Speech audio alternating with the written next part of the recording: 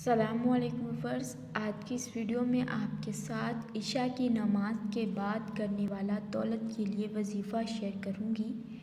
ये वजीफ़ा तलवार की धार से भी तेज़ है। इशा की नमाज के बाद 110 मरतबा ये पढ़ें, दौलत दरवाज़े पर ख़ुद दस्तक देगी।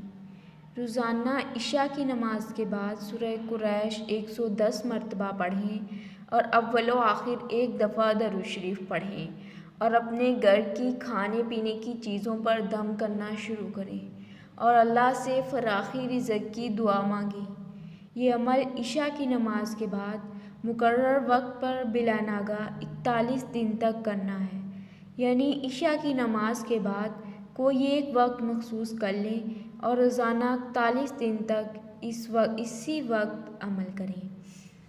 यानी इशा की नमाज के बाद एक वक्त मखसूस कर लें और रोज़ाना 41 दिन तक उसी वक्त ये अमल करें।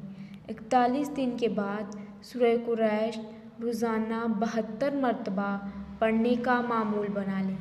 इंशाअल्लाह रिज़्क़ की फ़िक्र से आज़ाद हो जाएंगे।